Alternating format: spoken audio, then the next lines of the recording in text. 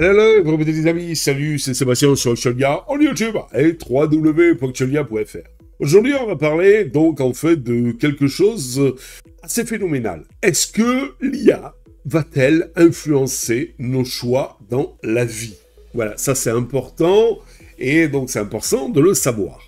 L'intelligence artificielle, vous voyez par là l'IA, est aujourd'hui omniprésente. Qu'il s'agisse de recommandations personnalisées, par exemple sur Netflix, des assistants vocaux comme Siri, Alexa et autres, ou encore d'algorithmes influençant nos décisions d'achat.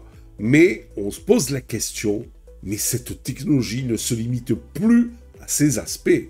Elle s'infiltre dans des domaines aussi divers et variés, et en plus ça rime, que la santé, la finance, la politique et même les relations humaines.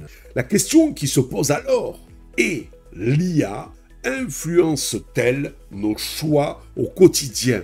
Et si oui, jusqu'à quel point? L'IA façonne-t-elle nos décisions? Les algorithmes d'intelligence artificielle sont conçus pour traiter une très grande quantité de données et nous proposent ainsi des choix sensés et qui sont soi-disant optimaux. Cependant, ces recommandations ne sont jamais neutres. Elles sont basées sur nos comportements passés ou sur des modèles d'analyse prédictive. Dans la consommation, par exemple, les plateformes comme Monsieur Amazon ou Monsieur Spotify utilisent cette fameuse intelligence artificielle pour suggérer des produits ou des musiques qui correspondent à vos goûts, tout simplement. Cela nous pousse donc souvent à acheter ou écouter quelque chose que nous n'aurions pas nécessairement choisi par nous-mêmes, mais que l'IA nous aurait proposé par rapport à ce qu'elle croit être ce qu'on aime.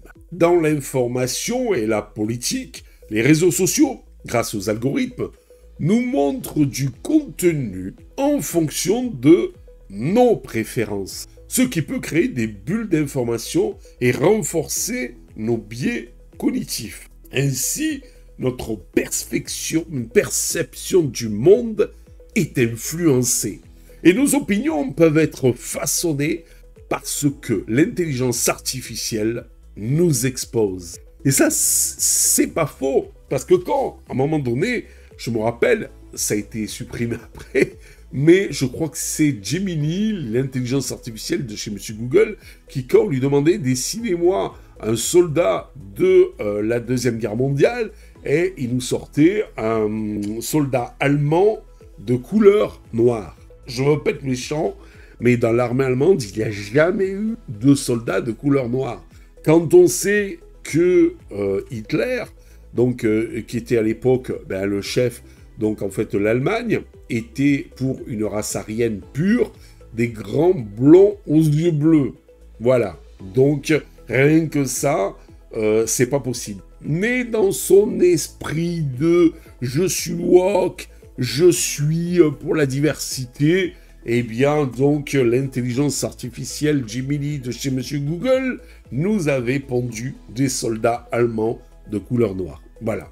C'était une erreur de cette intelligence qui voulait nous influencer sur la diversité, le wokisme et tout ce qui sont. Voilà. Vous voyez, il ne faut pas tout mélanger, surtout quand nous parlons d'histoire. Dans les relations humaines, les applications de rencontres utilisent l'intelligence artificielle pour nous proposer des partenaires soi-disant compatibles avec vous. Mais est-ce réellement un choix libre? C'est des algorithmes qui filtrent les personnes qui correspondent pas aux critères définis par la machine. C'est-à-dire que vous êtes comme ça, comme ça, comme ça, donc on va vous proposer une personne comme ça, comme ça, comme ça.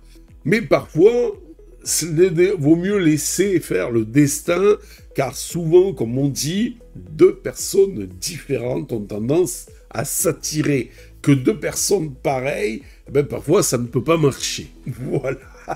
Une aide précieuse ou une manipulation subtile, donc. Eh bien, l'intelligence artificielle peut être perçue de deux manières. Soit comme un outil d'aide à la décision, soit comme un levier de manipulation. Et en plus, ça rime. Un outil bénéfique dans la médecine, par exemple, l'intelligence artificielle, eh bien, aide à poser des diagnostics et des suggestions des traitements encore plus efficaces. Dans la finance, l'intelligence artificielle permet d'optimiser nos investissements en nous donnant des analyses précises. Et il y a même des intelligences artificielles payantes qui vous proposent eh bien, de faire ça à votre place. Un risque de manipulation.